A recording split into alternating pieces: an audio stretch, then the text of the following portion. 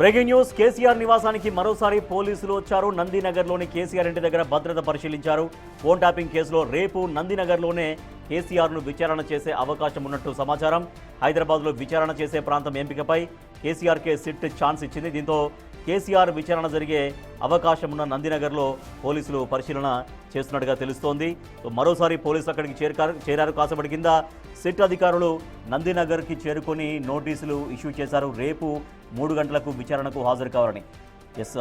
రెగ్యులర్గా విచారణ జరుగుతున్నటువంటి జూబ్లీహిల్స్ పోలీస్ స్టేషన్కి వస్తారా, లేదంటే మీరు మరొక ప్లేస్ మీరు చెప్పినా సరే మేము అక్కడికి వచ్చి ఎంక్వైరీ విచారిస్తామనేది సిట్ అధికారులు ఇచ్చినటువంటి ఒక ఆప్షన్. సో దీంట్లో భాగంగా మరి సిట్ అధికారులకు ఇప్పటికే ఏమైనా మెసేజ్ వచ్చిందా, సమాచారం వచ్చిందా, నందినగర్లోనే విచారణకు హాజరవుతాననే దానిపైన ఏమైనా సమాచారం వచ్చిందని చూడాలి. సో మరోసారి అయితే నందినగర్ నివాసానికి సిట్ అధికారులు వెళ్లారు. అక్కడ రేపు మరి నందినగర్ నివాసంలోనే కేసీఆర్ను విచారిస్తారా అన్నటువంటి ఒక చర్చ అయితే సాగుతూ ఉంది.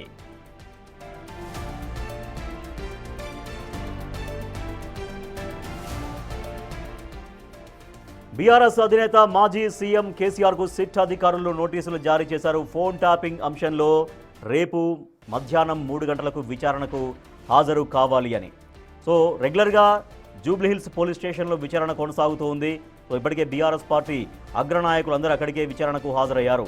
మాజీ మంత్రులు హరీష్ రావు, కేటీఆర్, మాజీ ఎంపీ జోగినపల్లి సంతోష్రావు వీళ్ళందరూ కూడా జూబ్లీహిల్స్ పోలీస్ స్టేషన్లోనే విచారణకు హాజరయ్యారు. అయితే ఒక్కొక్కరిని సుమారు 7 గంటలకు పైగా విచారించారు. ముందు హరీష్ రావును విచారించిన తర్వాత ఒక 2 డేస్ గ్యాప్ తర్వాత కేటీఆర్ను విచారించారు. కేటీఆర్ను కూడా దాదాపుగా 7 గంటలకు పైగా విచారించారు. మళ్ళీ ఒక 2-3 రోజుల తర్వాత రాజ్యసభ మాజీ సభ్యులు జోగినపల్లి సంతోష్ కుమార్ కూడా సిట్ అధికారులు నోటీసులు జారీ చేశారు. ఆయన కూడా దాదాపుగా 7.5 గంటల పాటు, అంటే రాత్రి సుమారు 11 గంటల వరకు, అంటే 3 గంటల నుంచి 10:30-11 గంటల మధ్యలో ఆయన బయటకు వచ్చారు. అంటే 7.5 గంటల పాటు విచారణ చేశారు సిట్ అధికారులు. సో తర్వాత ఎవరు అనేదానికి ఒక క్వశ్చన్ మార్క్ ఉండేది. తర్వాత నెక్స్ట్ ఎవరిని సిట్ అధికారులు పిలుస్తారనే దానికి ఆన్సర్ వచ్చేసింది. బీఆర్ఎస్ పార్టీ అధినేత మాజీ సీఎం కేసీఆర్ని సిట్ అధికారులు విచారించబోతున్నారు. రేపు 3 గంటలకు విచారణకు రావాలని సిట్ అధికారులు నోటీసుల్లో పేర్కొన్నారు. అయితే జూబ్లీహిల్స్ పోలీస్ స్టేషన్కి అయినా రావచ్చు, లేదంటే మీరు ఎక్కడ విచారణకు హాజరవుతారో మీరే ప్లేస్ చెప్తే మేమే అక్కడికి వస్తామని కూడా సిట్ అధికారులు ఆప్షన్ను కేసీఆర్కి వదిలేశారు. సో ఇప్పుడు మరొకసారి నందినగర్కి వచ్చారు సిట్ అధికారులు. సో రేపు నందినగర్లోనే విచారణకు హాజరయ్యే అవకాశం ఉందా, అక్కడే విచారణ చేయబోతున్నారనే దానిపైన ఒక ఆసక్తి కనిపిస్తోంది, ఉత్కంఠ కనిపిస్తోంది. మా ప్రతినిధి అనిల్ మరింత సమాచారం అందిస్తారు. అనిల్, మరోసారి సిట్ అధికారులు ఎందుకు వచ్చారు? ఆల్రెడీ అక్కడ నోటీసులు ఇష్యూ చేసిన తర్వాత ఆప్షన్ వాళ్ళకే ఇచ్చారు, అంటే ఎక్కడ విచారణకు హాజరవుతారు అనేది కేసీఆర్కే ఆప్షన్ ఇచ్చారు. కానీ మళ్ళీ ఎందుకు వచ్చారు? అంటే వాళ్ళ దగ్గరికి సమాచారం వెళ్ళిందా? రేపు నందినగర్ నివాసంలోనే విచారణకు హాజరు కాబోతున్నట్టుగా సమాచారం వెళ్ళిందా, లేదంటే దేనికోసమని మళ్ళీ వెళ్ళారనేది ఒక చాలా ఇంట్రెస్టింగ్గా కనిపిస్తోంది. కేసులో భాగంగా సిట్ బృందం అయితే సిట్ నోటీసులు కేసీఆర్కి ఇవ్వడం జరిగింది.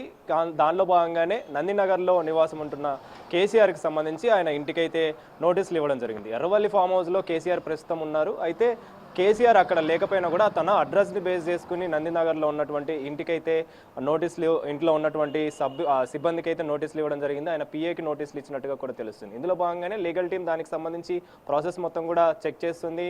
ఆ లీగల్కి సంబంధించి లీగల్గా ఎలా ప్రొసీడ్ అవ్వాలని చెప్పేసే విధంలో కూడా ప్రజెంట్ కేసీఆర్కి సంబంధించి బీఆర్ఎస్ పార్టీ తరఫున లీగల్ టీం ఉన్నట్టుగా కూడా తెలుస్తుంది. అయితే మళ్ళీ ఈ విచారణకు సంబంధించి హైదరాబాద్ లిమిట్స్లో, అంటే కేసీఆర్ ఏజ్ని దృష్టిలో పెట్టుకొని 65+ ఆయన ఉన్నారు కాబట్టి 65 సంవత్సరాలు కలిగినటువంటి వయసు కలిగిన కేసీఆర్ విషయంలో ఆయనకు సంబంధించి ఒకవేళ విచారణకు కనుక రావాల్సి ఉంటే ఆయనకే ఈ అవకాశం వెసులుబాటు కలిగించారు. దానికి సంబంధించి సిట్ నోటీస్లో కూడా అంశాలను కూడా పొందుపరిచారని చెప్పాలి. అంటే హైదరాబాద్ లిమిట్స్లో మీరు జూబ్లీహిల్స్ పోలీస్ స్టేషన్కి రాలేకపోయినా, లేదా మీకు సంబంధించి విచారణ ఎక్కడ జరగాలి, మీకు నచ్చినట్టుగా మీ ప్రాంతంలో ఎక్కడైనా, మీ ప్రదేశంలో ఎక్కడైనా జరుపుకునే అవకాశం వాళ్ళైతే ఇచ్చారని చెప్పాలి. అందులో భాగంగానే దానికి సంబంధించి నోటీసులు ఇవ్వడం జరిగింది. అయితే ఈ నోటీసులు ఇచ్చిన అనంతరం మరోసారి కేసీఆర్ ఇంటికి, నందినగర్లో ఉంటున్న కేసీఆర్ ఇంటికి అయితే పోలీసులు వచ్చారని చెప్పాలి. పోలీసులు రావడానికి గల కారణం ఏంటి అనేది మాత్రం తెలియాల్సి ఉందని చెప్పాలి. అంటే ముఖ్యంగా ఇప్పటి వరకు కూడా హైదరాబాద్ లిమిట్స్లో ఆయన నందినగర్ ఇంటికి వస్తారా విచారణకి, లేదా జూబ్లీ హిల్స్ పోలీస్ స్టేషన్కి వస్తారా, బీఆర్ఎస్ భవన్కి వస్తారా అనేది కూడా ఒక క్వశ్చన్ మార్క్గా ఉంది. కానీ ఈ రోజు మరోసారి పోలీసులు ఇంటికి రావడం, నందినగర్లో కేసీఆర్ ఇంటికి రావడం అనేది ఒక ఆసక్తి కలిగిస్తుందని చెప్పాలి, ఆసక్తిగానే మారిందని చెప్పాలి. ఎందుకనంటే ఒకవేళ కనుక నందినగర్కి వస్తే అక్కడ పరిస్థితి, అక్కడ భద్రత ఏర్పాట్లు ఎలా ఉండాలి, ఒకవేళ విచారణ చేస్తే, అంటే ఇప్పటికే హరీష్ రావుకి నోటీసులు ఇచ్చినప్పుడు ఆయన జూబ్లీ హిల్స్ పిఎస్కి వచ్చాడు. దాదాపు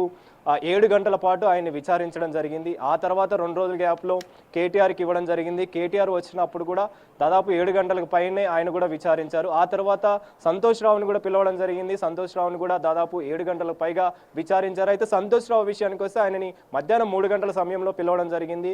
పిలిచిన అనంతరం దాదాపు 10 గంటల 45 నిమిషాలకి ఆయనని బయటికి, విచారణ ముగిసిన అనంతరం బయటికి వచ్చాడు. అంటే దీన్ని బేస్ చేసుకుని ఒకవేళ నందినగర్లో నివాసం ఉంటున్న కేసీఆర్కి సంబంధించి, ఆయన హౌస్కు సంబంధించి, ఆయన పరిసర ప్రాంతాలకు సంబంధించి భద్రత పైన చూసేందుకు కావచ్చు, భద్రత ఏర్పాట్లు చూసేందుకు కావచ్చు పోలీసులు వచ్చినట్టుగా కూడా తెలుస్తుంది.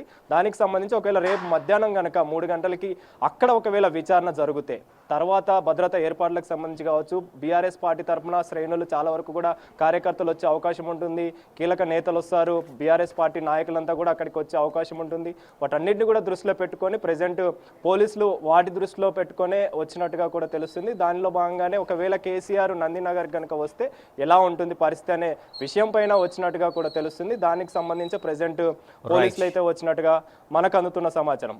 కాబట్టే మాజీ సీఎం అదేవిధంగా బీఆర్ఎస్ పార్టీ అధినేత కేసీఆర్కి తాజాగా నోటీసులు ఇవ్వడం ప్రజెంట్ బీఆర్ఎస్ పార్టీలో ఇదొక కీలక పరిణామంగా చోటు చేసుకుందని చెప్పాలి. ఫోన్ ట్యాపింగ్ కేసు వ్యవహారంలో కీలక పాత్ర పోషించాడని చెప్పేసి, ఆయన ఆదేశాల మేరకు ఫోన్ ట్యాపింగ్ జరిగిందని చెప్పేసి ఏవైతే ఆరోపణలు వస్తున్నాయో ఆరోపణలకు సంబంధించి ఆయనని 160 సిఆర్పిసి ప్రకారం కేసు నమోదైనటువంటి పంజాగుట్టలో కేసు నమోదైంది. ఆ కేసులో భాగంగా ఆయనకి రేపు విచారణకు హాజరవ్వాలని చెప్పేసి నోటీసులు ఇచ్చారు. సో ఈ నోటీసులు బేస్ చేసుకుని రేపు ఎక్కడ జరుగుతుంది విచారణ, ప్రెజెంట్ మరి నందినగర్లో జరుగుతుందా లేదా ఎర్రవల్లికి సంబంధించి, హైదరాబాద్ లిమిట్సే ఉంది కాబట్టి మరి ఎక్కడ జరుగుతుందని మాత్రం ఒక ప్రశ్నగా మారింది. కానీ ఈ రోజు పోలీసులు నందినగర్ ఇంటికి రావడం అనేది ఒక ఆసక్తి రేరుకుందని చెప్పాలి. Right, thank you Anil. KCR, మాజీ సీఎం కేసీఆర్ నివాసానికి మరోసారి సిట్ అధికారులు వచ్చారు. సో రేపు మరి నందినగర్ నివాసంలోనే సిట్ విచారణకు హాజరవుతారా కేసీఆర్ అనేది ఇంకా తేలాల్సినటువంటి అవసరం ఉంది. రేపు మధ్యాహ్నం 3 గంటలకైతే సిట్ అధికారులు విచారణకు రావాలంటూ మాజీ సీఎం కేసీఆర్కి నోటీసులు ఇష్యూ చేశారు. సో మరి నందినగర్ నివాసంలో విచారిస్తారా, లేదంటే మరొక ప్లేస్ నిర్ణయించి సాయంత్రం కల్లా కేసీఆర్ నుంచి ఏమన్నా స్పష్టత వస్తుందా అనేది